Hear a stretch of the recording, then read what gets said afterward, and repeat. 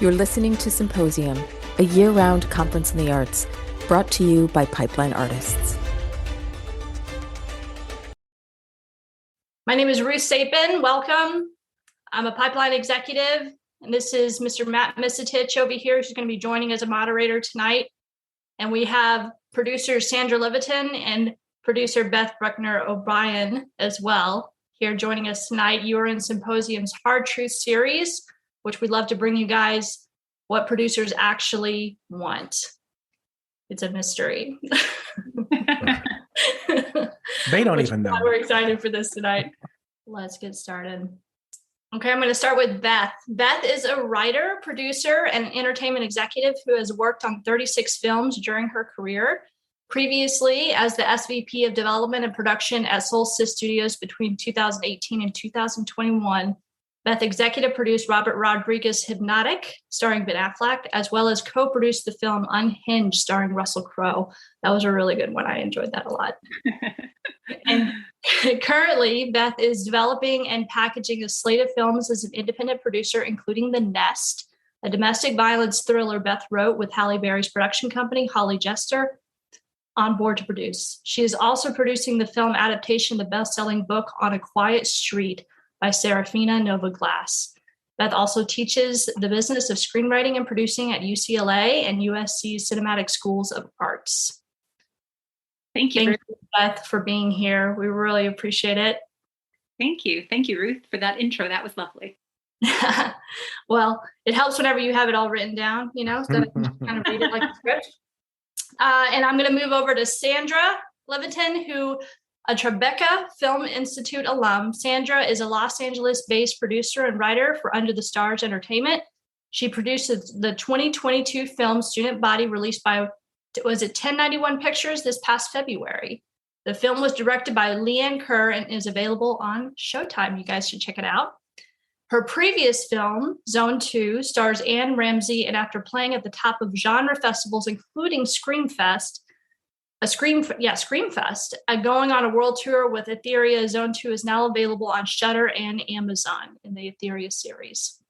And prior to Under the Stars Entertainment, Sandra spent 5 years working in development and current programming at FX, working on over 20 original series, including American Horror Story, Sons of Anarchy, and many others, all of which are pretty much my favorite shows. So I'm pretty excited about that. And in addition to writing and producing, Sandra is a mentor and educator for colleges, writing conferences, film festivals, and nonprofit organizations. And we're very thankful she is here tonight. Thank you, Sandra, for joining us. Thanks for having me.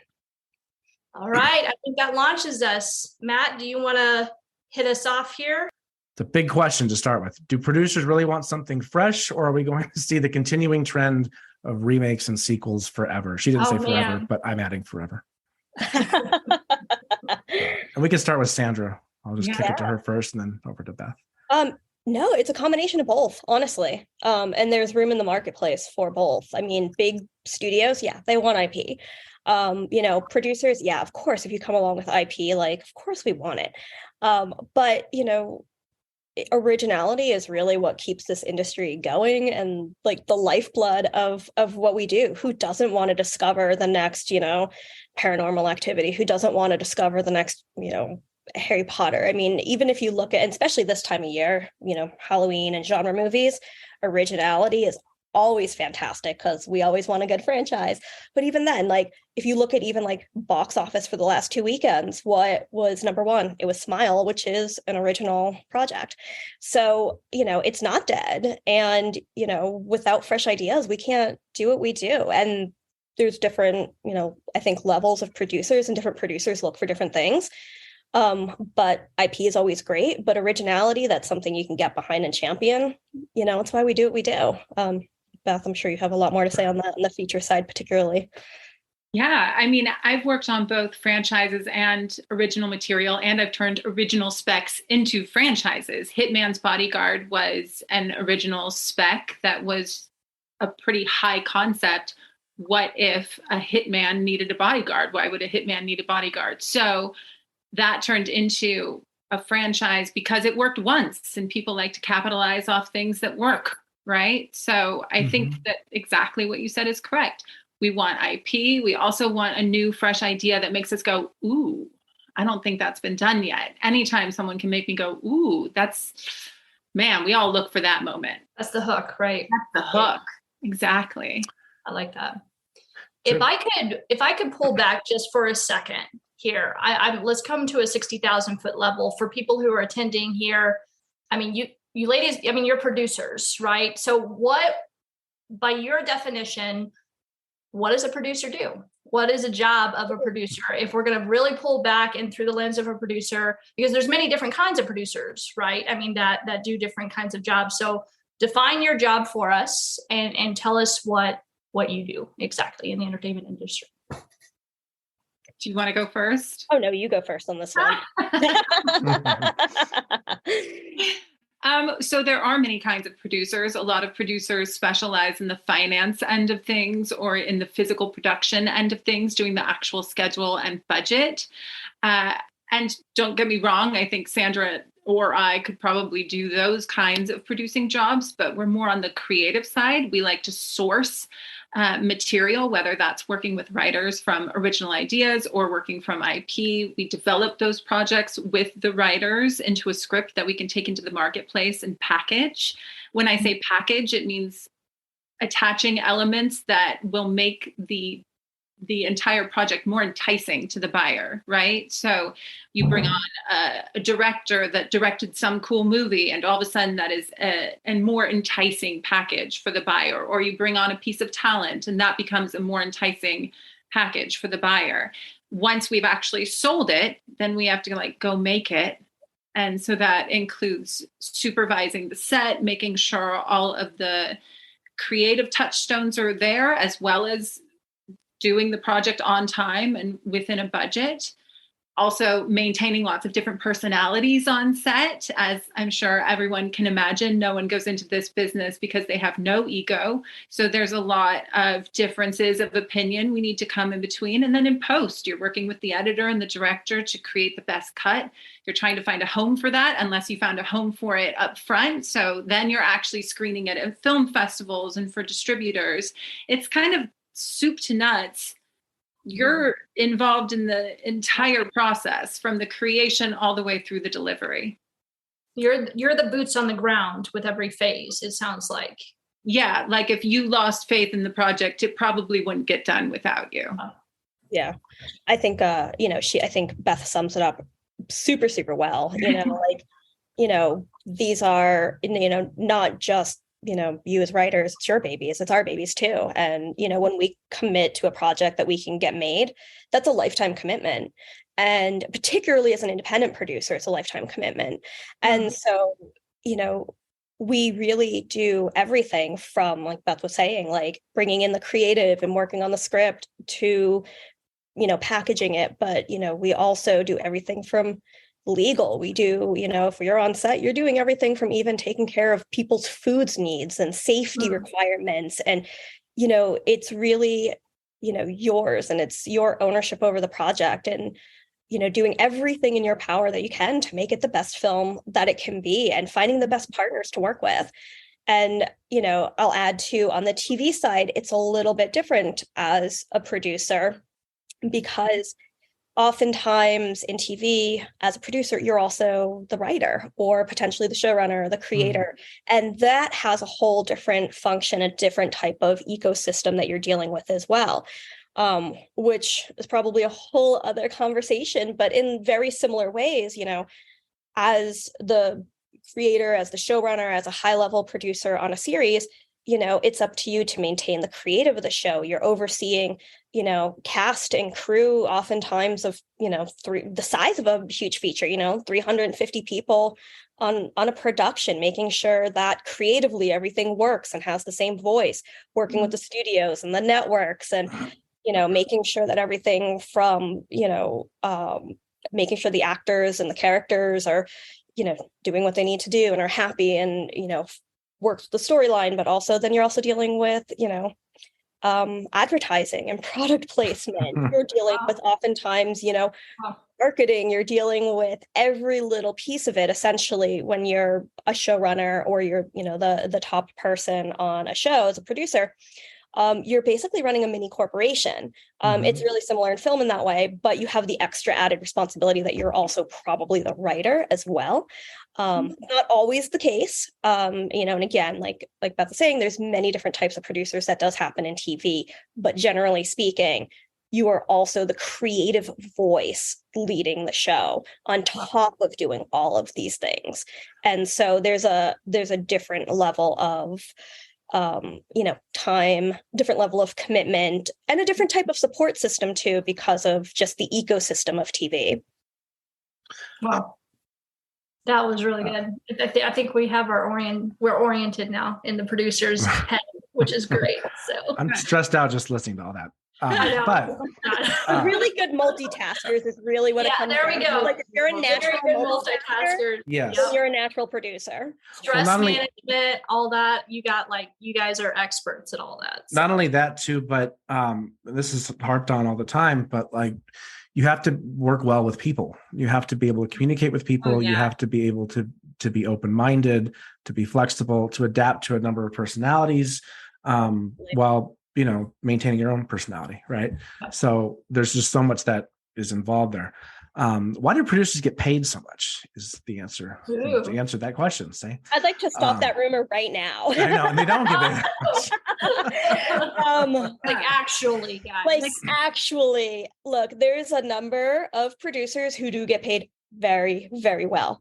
The rest of the producers do not. You get paid in, when the film gets financed, or a show actually goes to series.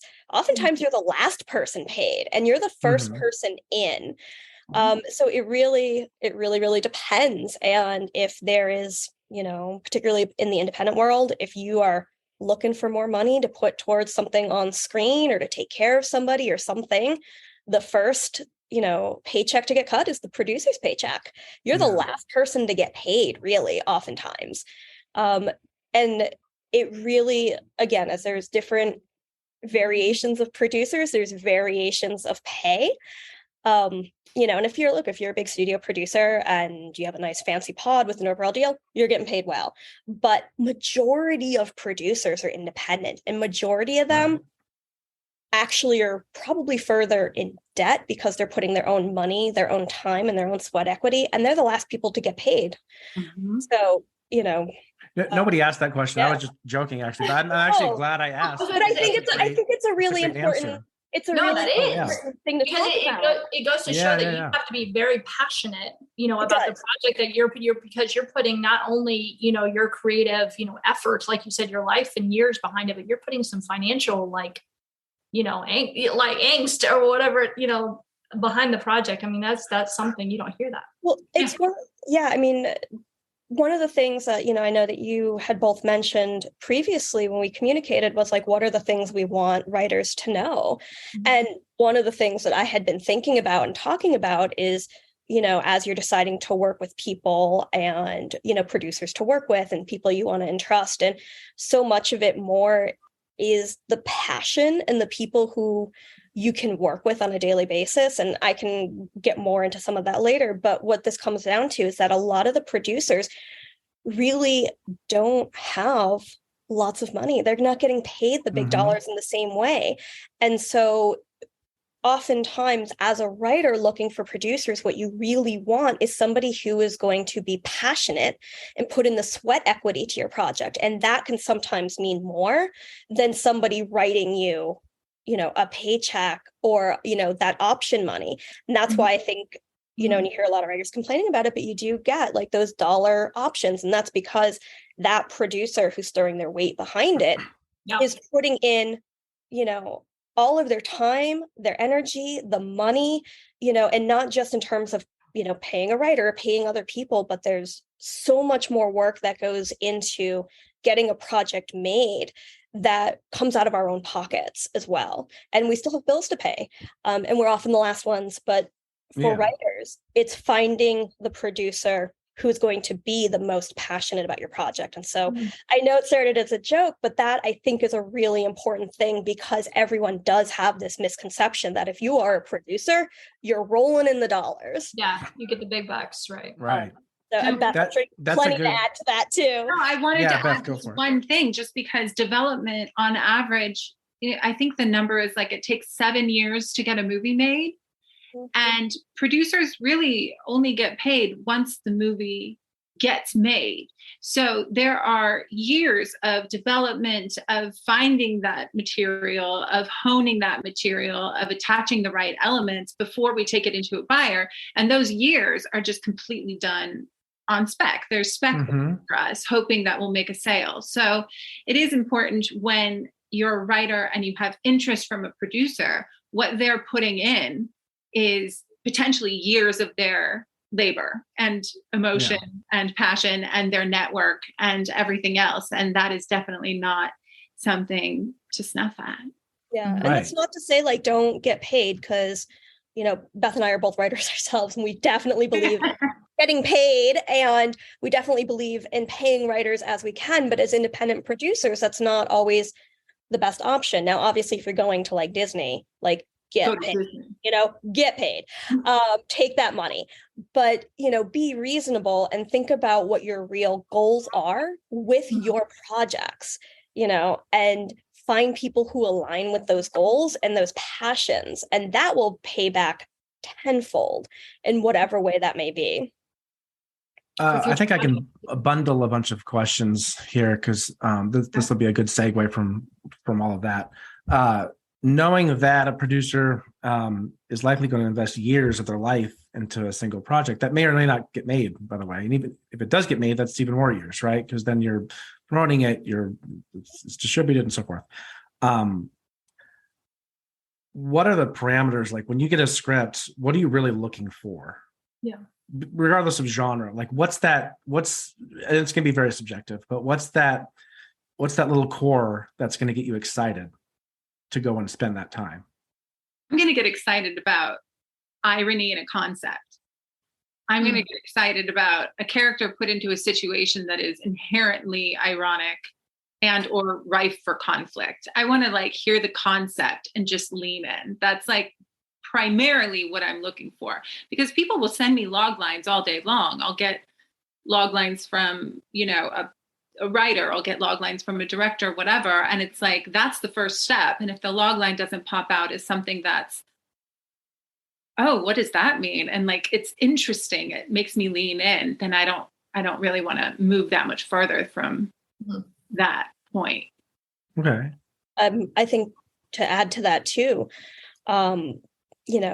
I like, originality. I like things that are, interesting, so coming back to our original question, but I love originality.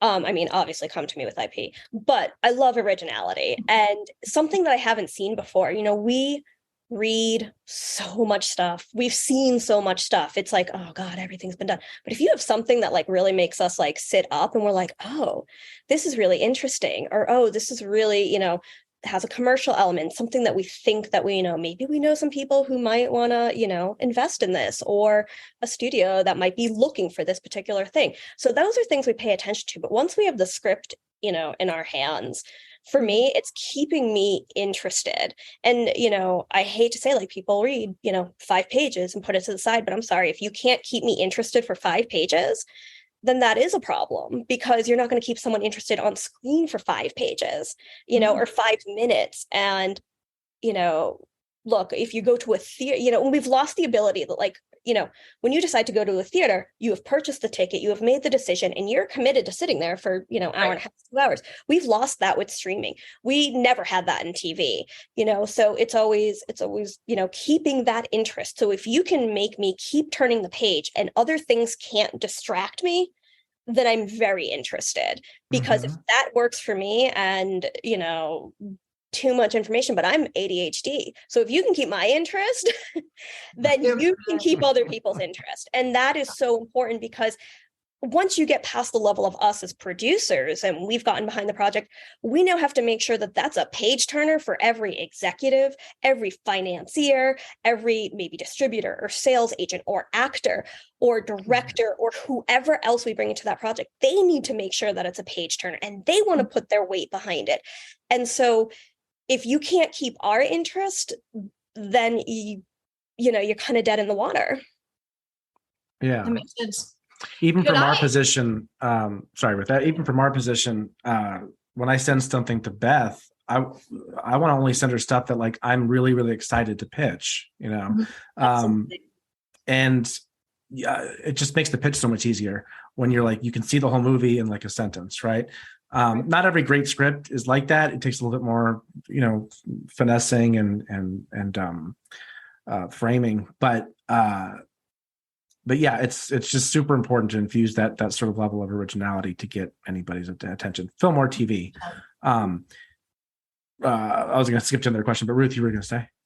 Well, both of you have mentioned a couple times getting a script into your hand, and I'm seeing a lot of questions popping over here into the chat. Is how do I do that? Yeah, how does the writer get a script into your hands as a producer? What are the avenues that they have to take? What are the avenues they cannot take? Could you give us a little bit of that world? Yeah. Sandra, you want to go? Sure. You know, there's a couple different avenues, and I want to preface this with every producer is different, just like every agent and manager is different in how they work.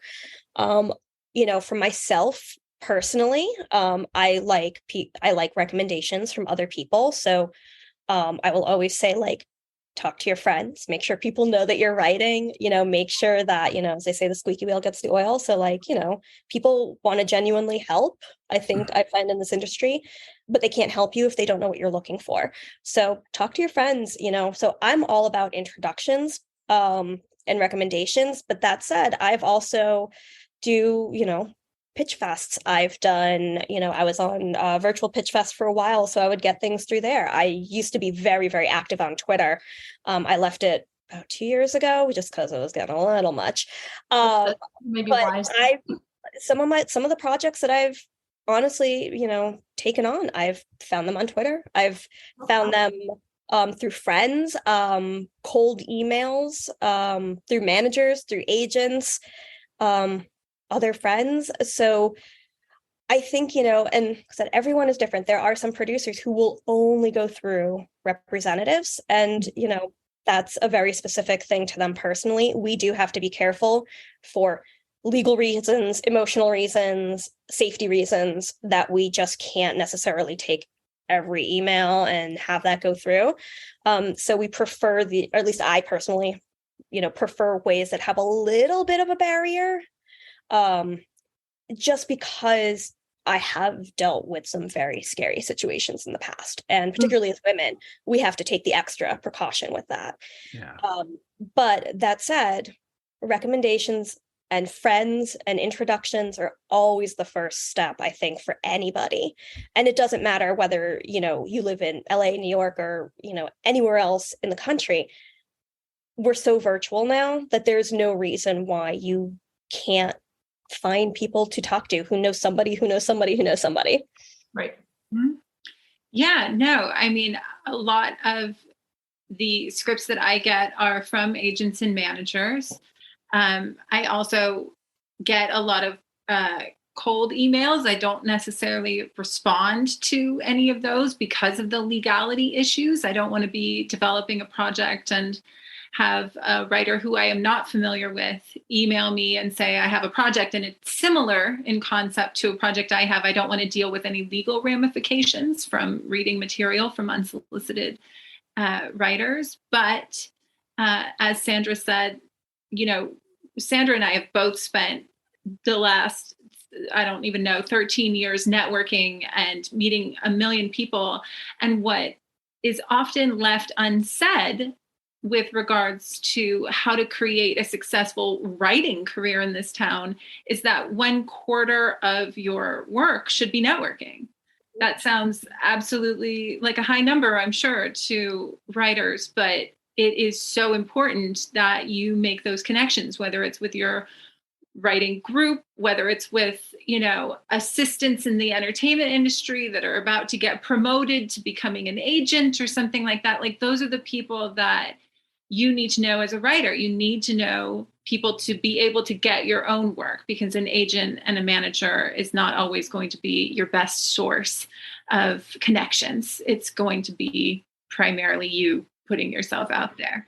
I think what some people are probably thinking right now, though, when they hear that, you're absolutely right. Totally agree. And it's probably, I think your percentage is actually spot on too. It's about 25% of your time should be spent doing that. But, you know, Jane Ryder would probably ask, Jane Ryder's not an actual person. I made her up. But she's probably asking, She's well, so talented. She is so good. Anyway. She's awesome. This person is probably asking, okay, I want to do that. How do I do that? How do I meet a lit agent or not a lit agent or a lit agent, or a manager or an assistant in development or someone who's like at a company without it feeling like I'm just using them for a contact? Like, how do you make that happen organically? So this is something I talk about a lot with my mentees and when I do, symposiums like this. And I like to address it in the way of, look, if you're naturally in a city like LA or New York, it's a lot easier, because you'll run into them in line at Starbucks. You have so many events and screenings and Q&As and birthday parties.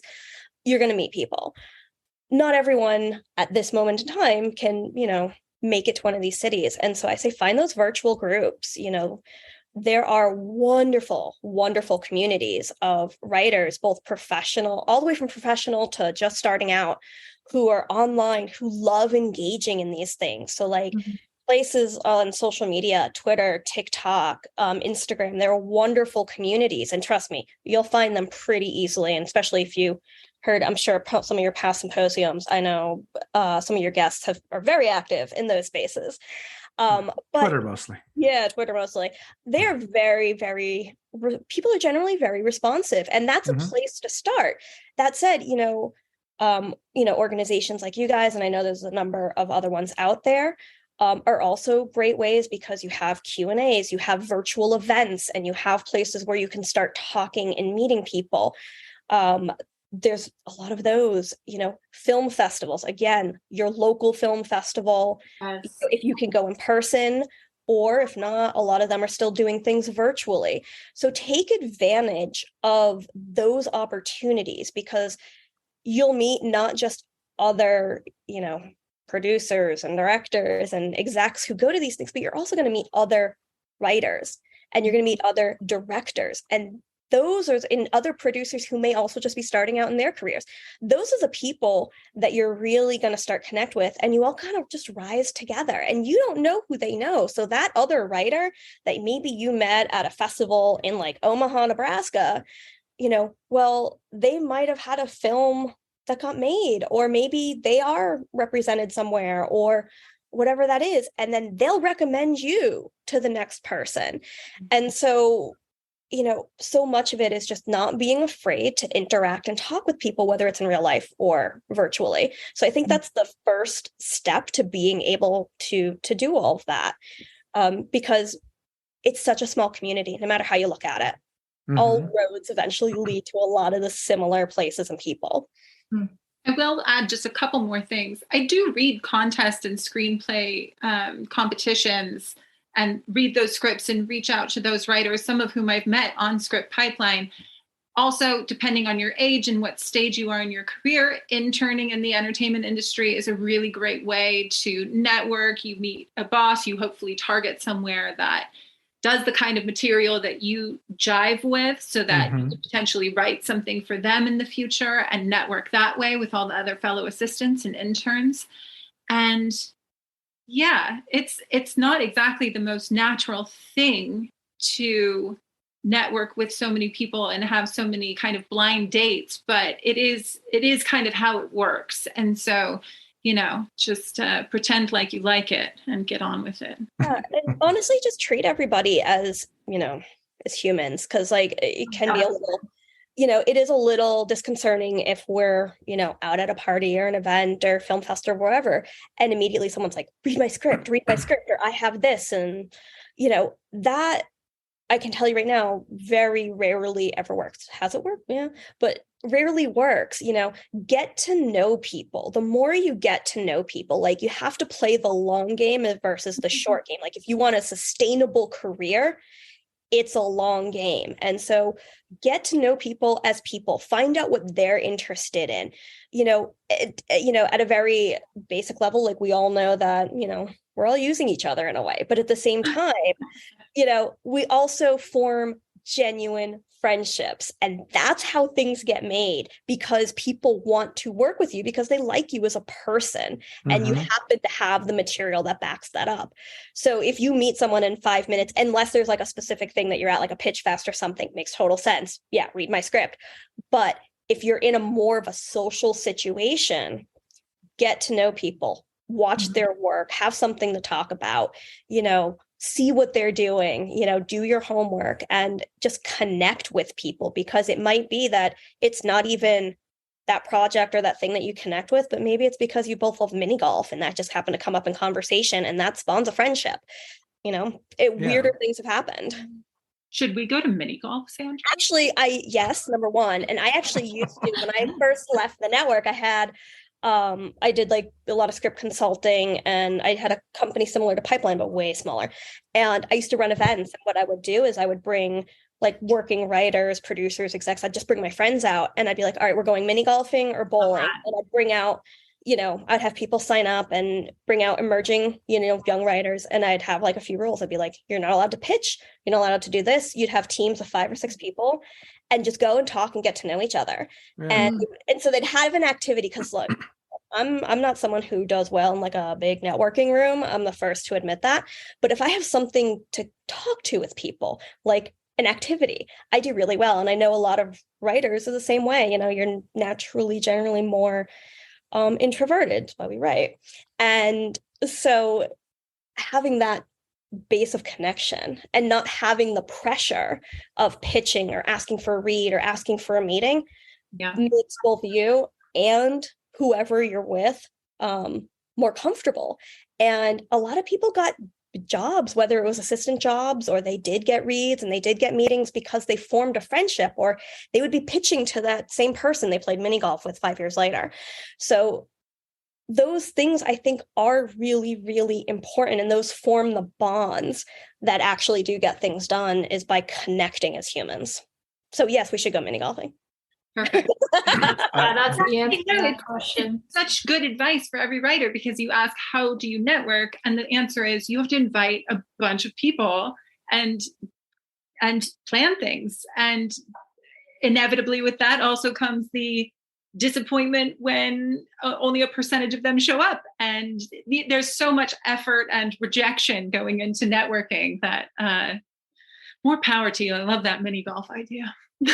Well, look, before we move on to the next question, I don't want to invite myself to mini golf. I'm just saying that I feel I would be a benefit. I mean, I would bring my own putter. I'd be that guy. Oh, don't. I would be a benefit to any competitive situation. Just marinate on it for a second. What's your handicap, Matt? What's your handicap? Because if it's above a certain level, pre-pandemic, I was at 2. Mini golf. I don't know what my mini golf handicap is. It's probably way up there. I don't know. Ruth, you want to grab another question from the list? Well, I was just curious on this level. Like producers, like you mentioned, you have to pull in different elements and a lot of different people onto a project, like these attachments. It's a very big word for writers. Is like, if you feel like you get a writer, if a writer gets a producer attached or a director attached or talent attached, it's this idea that you can kind of give wings to a project and it kind of lifts it up, out of obscurity, or it becomes more of an attractive package, what you were mentioning. So for producers, I imagine that a lot of your time is probably oriented around, finding these kinds of attachments. And how do you go about doing that? Is that just through the networking circles that you've established up to this point in your career? Or do you just reach out cold sometimes to potential talent or directors that might be a good fit? Like, how does that whole system work for you guys? I'll take it. So for every project that I decide to produce, I make a giant spreadsheet. Of comparable films, who produced those films, the companies that finance those films, what actors starred in those films, right? So that's my first list. And then I make a cast list for the actual project. with like high level cast. We're talking financeable cast, the kind of names that even someone living in a, in a small town in the middle of America would recognize, even though they're not movie fans. So we're talking, I'm not getting Tom Cruise, but like Tom Cruise, Gerard Butler, Jason Statham, all these names. I would put the names. I don't know why it had to be the manliest of action movies that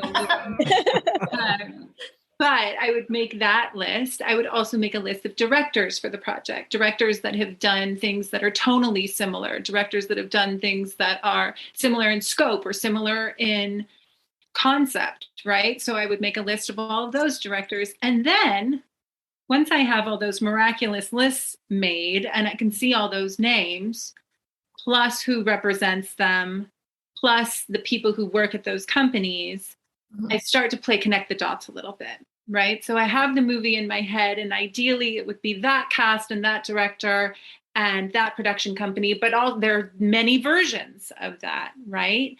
And so I try to figure out if I know someone at any of those companies from the last 15 years of networking. And if I don't, then I cold call. And that can be really rewarding. It can also be rather stressful because depending on how quote unquote fancy that person is that I'm calling, I don't know if they're going to return my phone call, but that's kind of the game that we're playing, right? And that's the game that everyone is playing, whether or not they want to, is how much can I convince someone just based off a story that they should get involved with it, right? How much can I call them and give them the quickest of elevator pitches and why their company should be involved or why they individually should be involved? And that's what I do. So a lot of times the spreadsheet starts off and it's like, okay, I know 5 people. I know one person working at the actor-led company that would be a good acting choice for this. I know one producer that has a deal at a streamer that has been kind of looking for this kind of material. And I know, 2 directors that might be really good at this. I'm going to send it to all 4 of them and I'm going to see who bites. If none of those people bite and I need to start actually cold calling people, then that's what I'll do. It's not going to be the most effective of techniques. So instead of cold calling, I like to kind of connect the dots on social media, whether that's LinkedIn, Instagram, Facebook, whatever. I'll look up the people who I'm trying to reach and I'll see who are our mutual friends. It's getting harder and harder now that people are shutting down their social media, because I was always using it. No offense to all of my friends on social media, but I often would use it as a connect the dots for business. And now that people are not on them because they're not cool anymore, it's harder for me to figure out who to hit up to get that intro to that person that I want to reach. That's how I do it. I don't know how Sandra. I honestly do it pretty much the exact same way. Where I got a lot of lists. I go through and it's a lot of homework. It's a lot of, exactly, seeing who, might be good on every different level. So I think our techniques are very similar. And I use social media the same way. It's, I say it's low-key stalking. And it's really it's reverse 6 degrees of Kevin Bacon, where I'm a little less hesitant with cold calls. So I always look for introductions. I mean, you always do introductions first, and then you kind of get to the cold call, the cold email at that point. But it really is, it's the reverse lookup and saying, okay, well, this is the person ultimately that I want to get to, whether it's somebody's agent or or that financier, whoever. And I go through their social media and I look and see all right, who do they know that I might know? Or, 1 or 2 people. I mean, thankfully, when you're in the business long enough, you can pretty much get to anybody within 1 or 2 people. And then, I'll take those people out, pre-pandemic life, and, do coffee or lunch and be like, hey, pick up the bar tab. Exactly, schmooze them a little bit and, drink a lot of coffee and, and then, it always ends up being their idea when I'm like, I'm looking for somebody who's doing this. But, so it takes time. And that's why so many projects, in general, just take so much time to do, because you do have to go through, you have to give people time to read. You have to give people time to talk. You have to have time to make deals. but yeah, it's a pretty, I think we have very similar processes. So, but well, the parallel is not only similar between you two, but similar to the writing process in general in finding someone to champion your project, right? Just a constant chain of finding people until they get made, it gets made, right? And then if depending on the situation, then you got to find more champions to distribute it. Well, I was going to say, I feel like cases. we're the first cheerleader on the squad, but we have to build a squad, right? Right. Like, that's all we're trying to do is build an entire squad until we lift like the project into existence. If enough people believe in it, it will become a thing. That's the theory anyway. Yeah. Does it benefit you at all of just from a writer's perspective? You know, they make a lot of pitch packages today. Like that wasn't the thing 5 years ago, but now it is. Like writers are always making pitch packages and throwing, you know, the faces of talent onto there for potential casting. Does that help at all with a project of like producers seeing vision for things? Like, is that something that you guys like? Yeah. Oh yeah. I've been teaching a writing course at USC. It's the business of screenwriting, and we've done a lot of talking about pitching. And I know that it seems a bit counterintuitive to ask someone who's so great at writing to then do a completely different medium, like a visual presentation, or do well in the room, be charismatic, do a song and dance. It seems very harsh, honestly, to ask writers to be able to balance all of those different skill sets. But a film or a television show is a visual medium, right? And as someone who has sat in a lot of studio boardrooms listening to 6 different writers pitch in one day on the same project, it's hard to keep them all differentiated. And it's hard to stay awake for 30 minutes while someone is telling you a story from top to bottom. And I got to tell you, having a visual presentation, it's night and day. It really is communicating what that person's vision is in a way that their words cannot.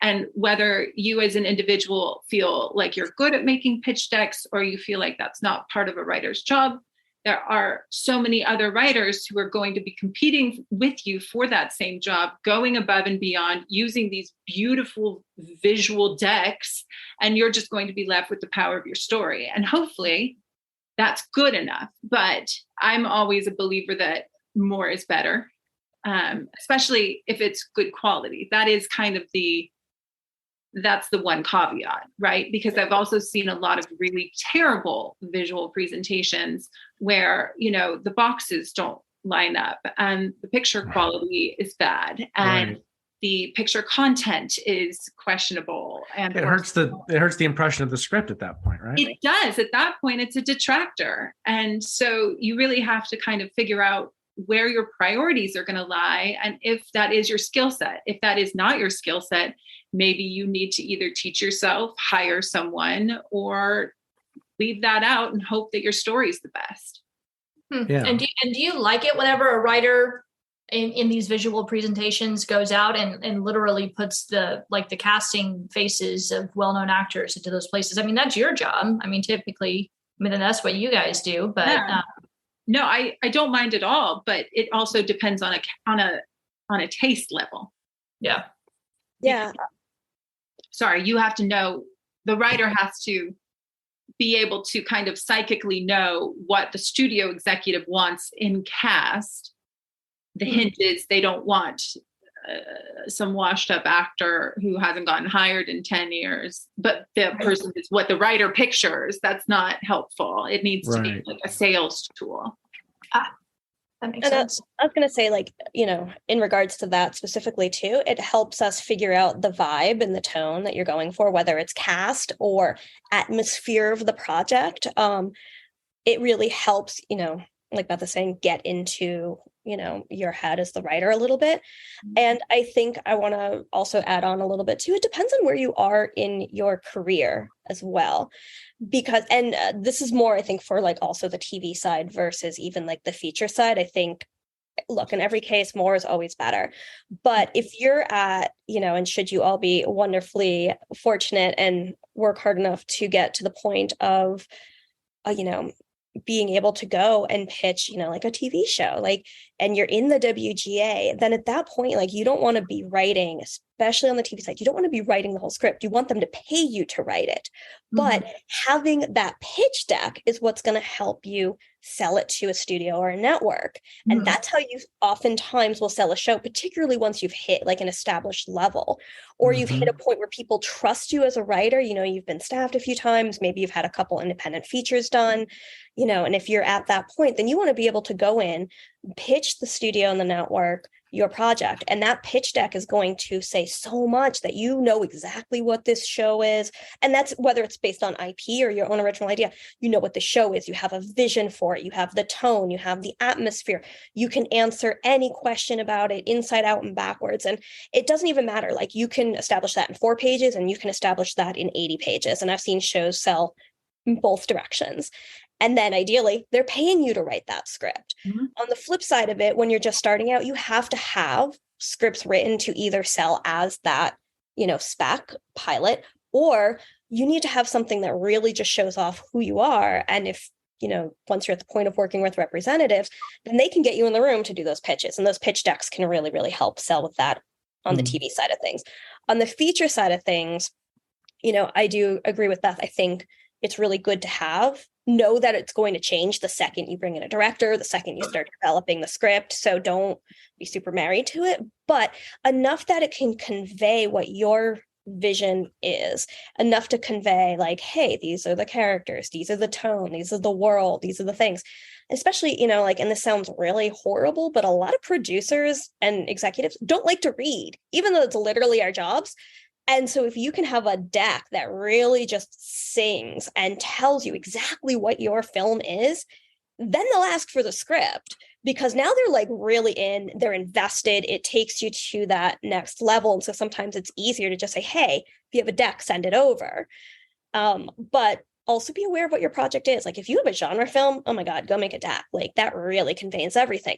But if you have, more of like a smaller drama, it might not be effective in that same way, because look, it's not going to be a big studio feature necessarily. So you're probably not going to be putting in pictures of The Rock as your star, so it doesn't quite work that way. So you want your writing and the characters to come across on the page. And that's the thing you want to see. So again, it comes back also to your personal goals for that project too. Okay, great. We're going to take a break in about 10 minutes, but I have one sort of meaty question that someone asked, and I actually would ask it too, even though I've been working in development for 21 years now, because I actually don't have the answer. How do you become a producer? If you feel that like you want to produce, like we all know like how you generally become a film writer, a TV writer, a novelist. How do you become a producer? How do you get yourself on that track? So I actually, I was an actor in my early 20s, back before I realized what jobs were available to us in the rest of the entertainment industry. And I was on set, and I actually dropped ice cream on the foot of a producer and asked that exact question. Like that. I think I was probably 23 and a little fearless when it came to asking people questions. And I promise I did not drop the ice cream on purpose, but it was fortuitous, because I said, what do you do here? Because it seems really important. You're not the director. This is such a weird chain of events. I'm riveting. Keep continuing. First, I ruined his shoes, and then I assaulted him with questions, including how do I get that gig, is what I said regarding producing. Right. And he said, you have to assist a producer. And I was very confident in myself at that point, and I said, oh, I can do that. I went to college, and how do I get that job? And he said, well, find the UTA job list. It's a talent agency, UTA. Right. They have a little insider job list. And I said, cool. And he said, and you probably should go work at an agency. And I said, I've seen Entourage. I can do that. And then I literally went and did that exact track. I went and I got a job at ICM, which is a talent agency. And then I went and I assisted a producer. It's a weird business, because some of the most intelligent people I've ever met choose this business, and yet we all have to go become assistants. So it's more of an apprenticeship, if you will, where you are literally kind of producing a movie when you are an assistant to a producer. You are in every single step of the process on every single phone call. So it really is a crash course, graduate level way into producing. And if you aren't in Los Angeles, or if you aren't somewhere where there are producers to assist, well, then I would recommend that you start thinking about what kinds of stories you would want to make. I would recommend trying to write, because I think everyone in this business should at least try to write something, just to know what the pain is and how to work final draft. And I would just recommend like trying to network and talking to producers and listening to producer podcasts and figuring out how everyone else got in, because it is a strange part of the business. And there are lots of people, I think, that we both know that didn't become producers until their mid to late 30s, coming from another industry. And a lot of times they did have to go back to being assistants, or they did have to work on spec with a producer to kind of learn the ropes. Coming from another industry, another part of the film industry. No, like another industry. I think we know someone who's now a producer who used to be a couple of people probably in music. Like, I don't know if they were musicians kind of on tour or whatnot, but they decided to pivot into film production. But that first step is still like an assistant to a producer in some way, shadowing a producer. Yeah. I mean, I will say too, it's like a lot of other things in this business. I think everyone kind of has a different pathway as well. My pathway was a little bit different, but still was similar in a lot of ways. Where, and again, this comes back to what kind of producer you want to be. Like, if you want to be like, a financing producer, like you literally just need to have money or have contacts with money and start talking to people. Come from a wealthy family. But, generally speaking, to be a creative producer and do the kind of things that we do, I actually started doing it when I was 17 years old, and I started doing it in cable access TV. Wow. And I wasn't producing films per se. I mean, I produced little short things with my friends and whatever, but I honestly got my start as a TV producer in cable access, where I would literally go in and I would produce short segments for some of their news programming. I would produce stuff for everything from, political events, aerobic shows, music shows. I used to literally be like, I will go out and I'm like, I'm going to go out and get, an interview with this band who was coming through town. And I lived in central Massachusetts at the time. So like, this isn't exactly like film hub of the world. I mean, now it kind of is, but back then. And I'd literally just show up at like our local like concert venues when some national act, and I would like bang on the door. I'm going to date myself. The internet was like kind of a thing, but not really a thing back then. So like, I couldn't just like look up like, hey, who does this? I literally would go up to the phone book and be like, okay, this is Universal Music. And I would call like their main hotline. And so that's where I got my start producing, was literally when I was in high school in cable access TV. So I was a TV producer really, really early on. And I did go to school for all of this. And I did do music videos, and I did, a lot of nonfiction stuff. My first jobs in this industry were in unscripted TV. And, but then eventually I was like, the scripted producing life is really the thing that I really wanted to do. And that was my lifeblood. And so I did. That's when I did something very similar to Beth, where I had a conversation with a very, very powerful, producer in this town that I was really fortunate enough to get like this one-on-one meeting with, and intimidated the hell out of me. And then I told him he was very intimidating. So I guess I still had some amount of, strength in my young 20s body. And, he said the same thing. He said, go to the agencies, go do that. And I was avoiding doing that because at that point I'd already been like producing, in unscripted TV for a while. And I was like, I don't want to be going back and doing the assistant thing again. But I did. And it was the best decision that I ever made. And so that went through, I did the assistant thing. in the agencies. I did it at a network. I rose through the ranks there. And when you're a network executive, you're basically a producer at the network level. And then I left and just started doing it. So all of that is to say, I think sometimes also you kind of just have to start doing it, but be educated in what you need to do and the kinds of things and the networking and how things get done and how this business works. Because really all you need to, produce even an independent film, $10,000 with some friends, is you just have to know how to put all that stuff together.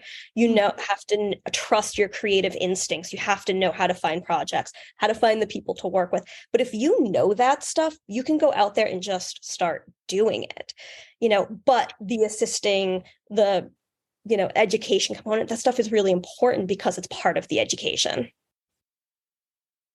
I love that. That's great.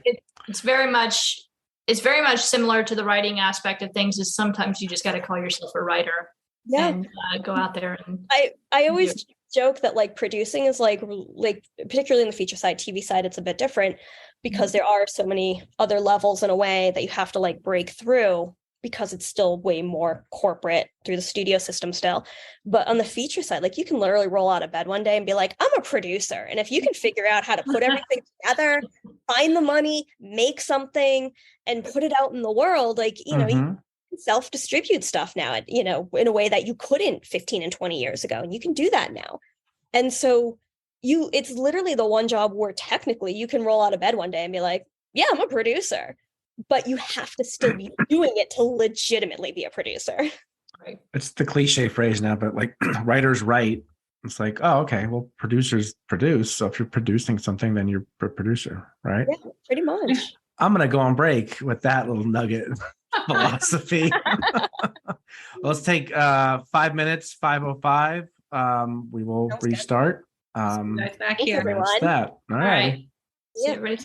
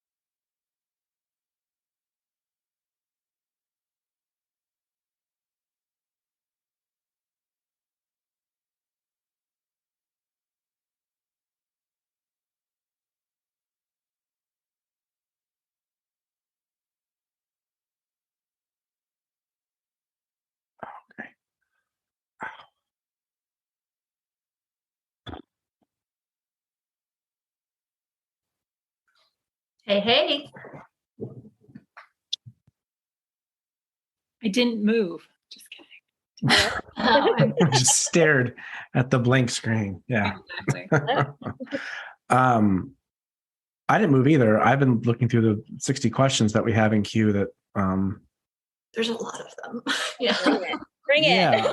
I'm trying to kind of try to talk faster in general. Rapid fire. No, I mean, but this is good. I mean, because it gets down into the weeds, of all this stuff. And I think that's what we just don't know. Like, I didn't know about the money thing, so. Yeah. So everyone knows too, before we get started again, all our symposium town halls are podcasts as well. So we kind of rehash them a little bit and then we put it on our podcast channel. So if you'd like to listen to them elsewhere and just don't want to look at video because who wants to look at us, they are in podcast form now, at least a few. So we'll be staggering the release of others as we go. Just so we know. I'll also drop the code for all attendees again. Yes. And I'm going to find my copy for that so I don't have to rewrite it while Ruth kicks us off with another question. Why not? Go ahead, All Ruth. right. Awesome. I have personally a lot of questions, but I just feel like there's so many in here. Okay, so this is a question that has popped up many a time in the past with me talking to writers.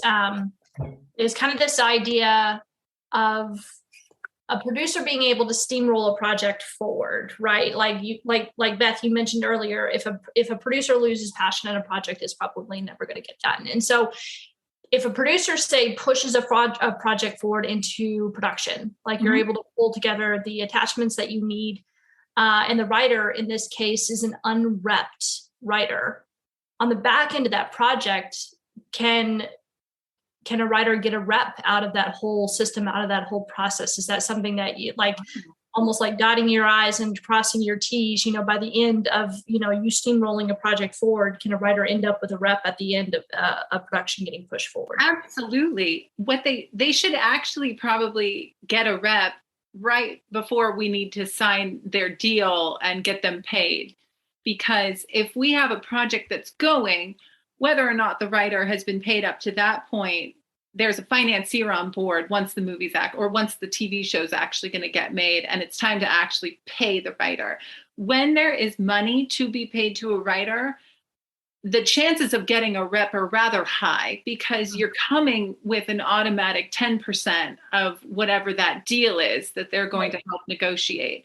So agents love a sure thing. So do managers. And yeah, if you've actually got a project that's going and you've got a producer or anyone on board of clout, they will probably hook you up with a legitimate representative who can help with your finalizing of your deal contract. Gotcha. And have you, I know, Sandra, you've said that you get projects from a variety of different ways. And Beth, you tend to come through a bit, maybe like managers and agents, those kinds of channels. So have both of you experienced working with unrepped writers? Is that definitely okay? That has happened. Okay. Oh, absolutely. And with a couple of the projects, they've ended up with representatives either I am so sorry. My dog just lost it. He's part of the cast here. He has a very strong opinion about this as well, which is absolutely, it happens all the time. I've had a number of projects where the writers have gotten reps either during our process, through the process, and even after the projects have been released. And actually it helps, in a lot of ways strengthen the position. And I do know a lot of agents and managers. And again, they have their own ways of doing things and things they like to, look at. But, they oftentimes will only look at people who have had something produced or in the process of doing it, because it is, it makes their jobs a little bit easier in order to sell you. So again, that's a mileage may vary. Every rep is different, but there are some out there who are like that. But yeah, I've absolutely had that happen. I've had it happen with writers. I've had it happen with directors. I do work with a lot of first timers on both the writing and the directing side. And so that is a really common experience for people I've worked with.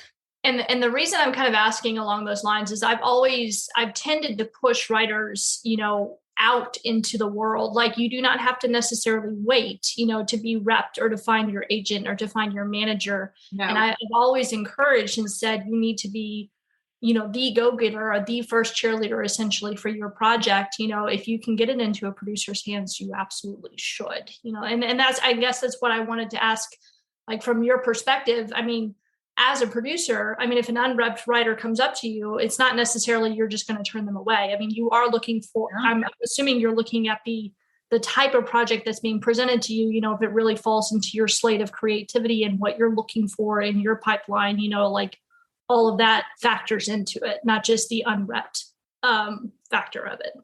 Yeah. There's a benefit to working with an unrepped writer. You don't have to deal with the representative. But there's also something to be said about being your own representative as a writer, because so many writers I know believe an agent or a manager to be the holy grail. To write that idea is out there. Once I get an agent or a manager, the jobs will just come pouring in, and it's not true. And most of the time when you get an agent or a manager, you don't have any credits, you don't have any momentum, you don't have, all of those relationships yet. And so it's going to be a bit of a runway before that agent or manager starts making money off of you. So a lot of times the manager or the agent will kind of primarily take the lead from you as the writer, as to what you're generating, as to the relationships that you have, as to what projects you can create on your own. So coming in with the mentality that no one is going to be a better agent or manager for you than you are is paramount to success. And like so many writers I know don't want to pay attention to the business of it. They don't want to know who the buyers are. They don't want to know what the buyers are looking for. They just want to write what they want to write.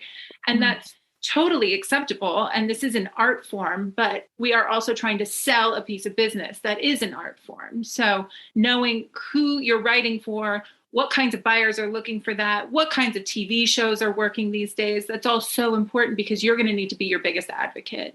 Right.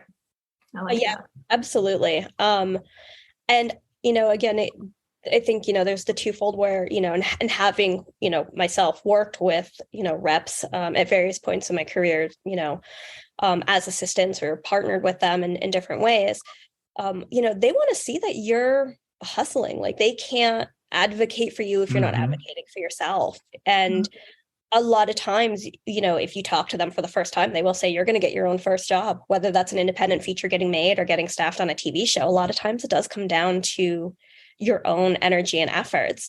That said, when I do work with unrepped writers, for me personally, I don't just believe a lot of times in the project. I also believe wholeheartedly in that writer or that director. And I will go to hell and back for them. And so I, usually probably against my own best interest as a producer, but I will introduce them to managers. I will introduce them to agents. I will introduce them to executives, because the more success that they breed, the easier it is for our project to get made, on a very selfish personal level, but also because just I throw my passion behind, the people as much as the projects. And I want to see them do well. And I want to see them succeed. And I want to see them, have a flourishing career. And so I will make those introductions, and some producers will do that and some won't. But, I think you do have to be your own best advocate. And I think that's something that a lot of people do look for. And, it's the only way you're going to really get things done, especially when you're just starting out. It helps your reputation too, introducing good writers to producer friends or to other producer friends and to agent and manager friends. So, and vice versa, right? So, I have a wild card question. I'm going to slip it in now. How do producers deal with rejection? Sandra? Like this. That's I don't deal with it. Silence and avoidance. It's a very mixed bag. And especially, again, everybody is different. But Sure. for myself personally, we're so used to rejection that I was just like, move on to the next, go down the list. Are there some that are more disappointing and heartbreaking? Oh my God, yes, absolutely. Like all the time. But we get said no to so Right. much, and so do, as you do as a writer, as you do as a director. And it just kind of comes with it. But it's having the perspective and the passion for what you're doing. And if you knock on enough doors, one of them is bound to open and say yes. And you just kind of have to keep knocking on the doors. And some people get really, really lucky and it opens up really early. And some people, it takes a lot longer. Somewhere you're going to end up in the middle. And as producers, I try to keep that perspective, when I'm going out there with projects and hoping I'll find the right people. But if it hurts, it does. You just kind of, you give it a little bit to mourn and, move on to the next one. It depends. It depends on what kind of rejection, because there's the I'm going out with a new project and I've gotten all my ducks in a row and I think this script is great and I'm going to make these 30 phone calls and have to pitch this thing over and over and over again. And inevitably, there's going to be a percentage of people that don't get back to you, whether that's phone calls or emails or whatever. And I try to embrace it as a numbers game, like literally just an odds game, right? All you need is one yes. Right. So I'm going to take at least probably 29 no's or 29 ghosting or whatever. And you just can't give up, really. Like, okay, I didn't get a yes in those 30 emails or phone calls. I guess I got to widen the net and figure out another approach. There are a million different ways to make it all come together. So I just try to take a rejection as spurning me on towards more phone calls. And you don't take the ghosting personally at all, I'm sure. I do. Oh, okay. All right, fine. It's very different. You hear that? People who have ghosted Beth Bruckner O'Brien, how dare you? It's hard not to take it personally. Especially, I think I really only take it personally when it is someone who I've known for an extended period of time. Right. When it's someone who I've gone to brunch with 3 times and how dare they not return my email? Something like that. If it's just a random cold call or a cold email and they don't call me back, then that's nothing because they don't know me. But it is hard when it's a small business. And I know that I am guilty of ghosting on some people. And often it's because I don't want to tell them disappointing news. I don't want to tell them I didn't like the script. I don't want to tell them we're not going to make that project. I don't want to. I try to at least take it in stride. But it's hard when it's someone who I consider to be close and they stop talking to me about a project. Well, I would never ghost you, but I don't know why you would be reaching out to me. It should be the opposite. Please don't ghost me when I send you great material. I won't. I love your material, Matt. Hey, I only send you the best. Yeah, I think, anyway.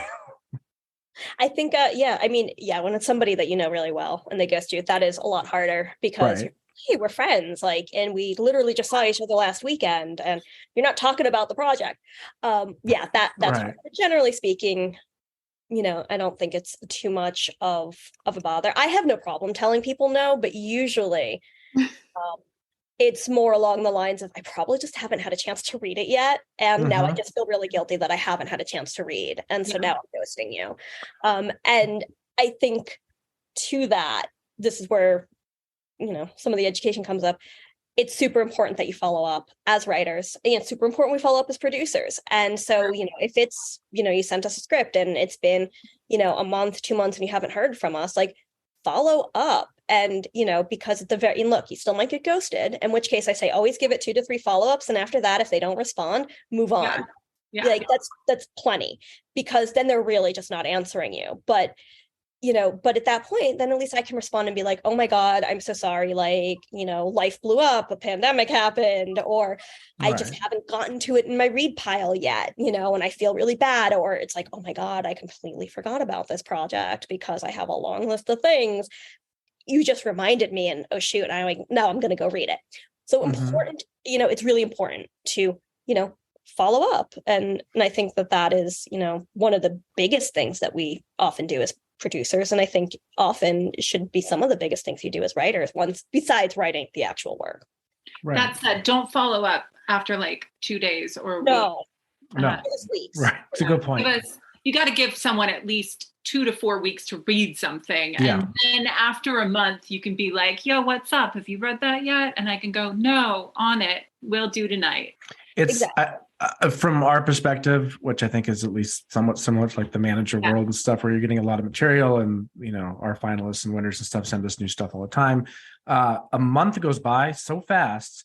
So fast. They'll ask you like, "Oh, have you read my script yet?" And I'm like, "They're following up already." And I look back and I'm like, "Oh, they sent it in April of 1994, Crazy. some ridiculous amount of time ago." And it just goes by fast. When you have a long list of stuff that you're doing, the days go by quick. And like for the writer, the days are going by slow because like, all right, I sent my script to them. Totally. I can't wait to see what X, Y, and Z people say.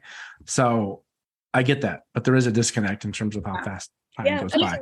And I think it's also worth noting and reminding, because I think because of that exact fact, like, as producers, when we have multiple projects already going, already in the works, things that we've already committed to, those are always going to be our first priorities. They have to be.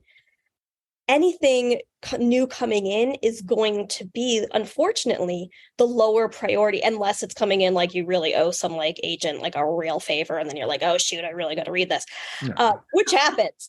But it's kind of always kind of keeping that in the back of the mind, which is why we ask for like, hey, like give 2 to 4 weeks, because unfortunately, like reading your script, like it's not just the time commitment. That's time that we're taking away from our families. That's time we're taking away from, because probably during the workday, we're probably most likely not going to be reading it. We're going to be reading it at night. We're going to be reading it on the weekends. We're going to be reading it at the gym. And that goes for literally every exec in town. Like that's how we work, because the things that are in motion has to have that priority. And, that's one of those hard truths, I think, that we don't always talk about. And so, we have to, when we commit to that, like we're taking ourselves away from something else. And so that's why we ask for that kind of time. And also that's why it's important for you to follow up. Yeah. Things do fall through the cracks, legitimately. So, Ruth, we've gotten a ton of questions on IP, and I did want to spend a little bit of time on that. I know a lot of screenwriters are kind of moving into like writing fiction, writing nonfiction. Some of them aren't, but I think it's good to know like what the landscape really looks like now and where you think the landscape is going in terms of stuff that's getting made to IP versus original specs or original series that aren't written IP.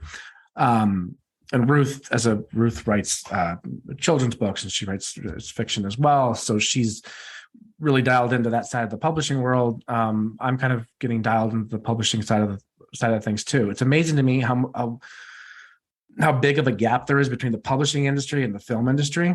And I'm wondering, from your two perspectives, how do you come across IP? Is it, and when I say IP, I mean books, plays, short stories, Black Phone, which did phenomenally well, right? It was based on a short story, if I'm not mistaken. I don't know how they came across it, but we see so much stuff like that happening now, really in the last 5 years more than ever.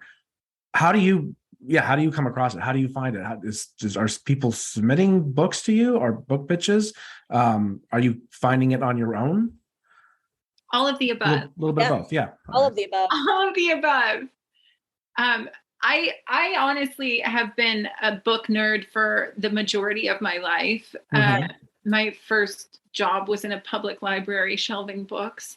So I really do just love books. And I run through audiobooks all day long while I'm doing chores. I'll run on, I'll use either like the Los Angeles Public Library audiobook app, and I'll just look at what's popular, or I'll look at what's available now. And I tend to like thrillers. So I'll literally just read thrillers. And anytime I come across something that I think is interesting, I'll look up and see if the rights are available. But we also, I mean, I get the latest book that I actually optioned on A Quiet Street. That one was sent to me from a manager at Grandview. He sent me 4 books, and one of those was that. And that was a client of theirs? That was a client of theirs, but they actually have an agent that's dedicated to IP. So he just represents IP. He just represents books for adaptation to television or film. Oh, I see. But by the way, someone mentioned Black Phone was Joe Hill, I think, wrote the short story, which is Stephen King's son. So bad example. He might have access already to people in high places. Nice. Sandra, same sort of thing? It's all of the above, really. I have right now 4 projects that are based on IP. One, is a reimagining of a kids show, and that case, the creator of the show came to myself and my producing partner on that one. So which is super awesome. So like that literally like walked in the door to us. Others, I have 2 other projects that are, short films that are, that have done really well online and in the festival circuit that have been turned into features. So, those are also pre-existing IP, which is really wonderful. I've optioned short stories, magazine articles. I'm constantly like building my own list of stuff from books and literally anything I read and see. If my eyes touch it, it's like basically IP. I've worked with really huge authors on stuff. And I've worked, where maybe a director has optioned their book and, paid money for it and wanted to develop it and needed somebody to come in and finesse some of that. I've optioned, books myself, and like Beth, I've had agents and managers send me things. So it really comes from literally every direction. And it's a combination of 2 of incoming and chasing stuff. Yeah. Someone asked too earlier, I can't find the question now, but I believe it was along the lines of what happens after you like a book, let's say, piece of fiction, it's published, you get in touch with the author or their agent or whatever, you get the rights to it. What happens next? Typically, are you finding a writer to attach to adapt it? Are you shopping the book itself to get another producer on board or a studio on board? You can do it any of those ways. Yeah, I've done it all of the above. Right. You can shop a book around as just a piece of IP to find the right partners, and then you can develop it together with them. Or you can bring on a writer and sell the idea of that writer adapting the book, depending on how fancy that writer's credits are. Okay. Or with the latest book on A Quiet Street, I'm just having the author, who also is a screenwriter, adapt it herself because I want her to capitalize on the writing as much as possible. So I don't really want like another screenwriter to come in and take away that power from her. So that's what I did on that one. But it all just depends on the momentum of the book, how much readership it has, if it's, something that would be best defined as film or television, and then you kind of divide and conquer from there. Yeah, absolutely.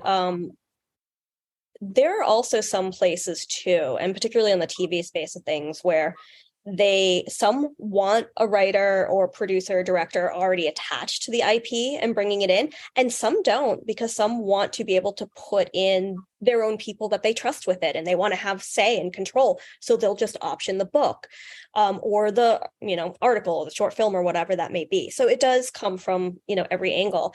There was one I worked on recently in the past year where a director optioned a book. It's a, true crime kind of thing, big public case that's, still talked about in the media often.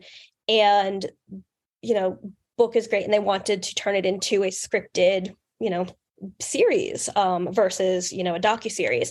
And because this person wasn't necessarily a writer, but he was very, very passionate about it, and he would put together, coming back to pitch decks, he would put together his own pitch decks for it, even though he hadn't written it. We then brought in a writer, a younger, more emerging writer. He was a playwright and had just gotten staffed on his first show. So in the hierarchy of writers, still considered, I hate when we use the term baby writer, but a baby writer. And, even though he's a full grown adult male and not a literal baby. Yeah. I saw you use the word writer. And they just really honed and refined that pitch deck. And then we went out and we pitched this as a package with the book. We had, professional coverage done on it. We had the pitch deck. We had other supporting articles, about this particular case, all of the information. So we had a whole, little packet of things. But the thing we didn't have was the script. We had the pitch deck and we had the package of stuff. And that's how we would go out there and pitch that material. On other projects, we have, say the book or the article, and we will have the script written, or we will have, we'll bring somebody else in, or, we'll just do it as just the book and we won't bring anybody else in. All that to say is it varies. And it really depends on where you want to bring it, who you're partnering with, who you hope to partner with it. And so your goal is to sell the project. I mean, so however you interpret the best way of presenting it out there, I mean, that's what you're going to do as a producer. Right? There's an art to that too, I'm sure, trying to figure out what pieces you need and what's going to be the most efficient, cost-effective way to do it, right? Yeah. That was actually the conversation I had with the author, because I asked her what her concerns were about just adapting the book in the entertainment industry for a television show or a film. And her concerns were mostly about time, because she'd had another project that was set up with another company and she hadn't heard from them for 6 months. And that's not unusual. These things take a long time, but time was a primary concern for her. So when we went through the timeline of what it would look like to attach a high-level writer who would have enough of a resume to impress a buyer, and then to actually negotiate the deal with that writer once we had a buyer, and then to actually get that writer on board to writing the adaptation, that entire process takes a year, right? No joke. Trying to find the person, get them to read the original material, get them to engage with the original material, take out the pitch, have the buyer do the negotiation with their agent, and then have the writer start writing. It takes a really long time. And so time was important to her. And she's one of the fastest writers I've ever met. And so she wanted to take it upon herself. She's not being paid for that yet, because it's speculative work. It's work that we're going to sell to a financier. But she was game to do that. And time was the precious commodity that we don't have endless time. That's not a good sense. You know what I'm saying? We don't she decided to write it herself. And that was just something that we had to strategize together, because you have to just make sure that everyone's priorities are the same, or at least that you're aware of everyone's priorities. Otherwise, that's where controversy happens. Yeah, we've had not a great amount of luck taking out just the book only, whether it's fiction or nonfiction of late, which is why we're actually announcing our adaptation winners in a few weeks for the season, or winner rather. And we've kind of shifted there to instead, let's really help the author work on a script version of that book. Even if they're not a screenwriter and they have zero interest in it, and they don't want to put the time in it, then fine, we'll just take out the book. Then they shouldn't do it. Absolutely. But Ruth with Aaron last year, who won adaptation, Aaron Philip Clark, wonderful crime writer. Look him up on Amazon, buy his stuff. He won. His book was a crime drama, takes place in LA, very topical, felt fresh for the genre, yada, yada, yada. We worked with him for probably 6 months on getting that hour-long pilot in shape where we were confident and he was confident in sending it out.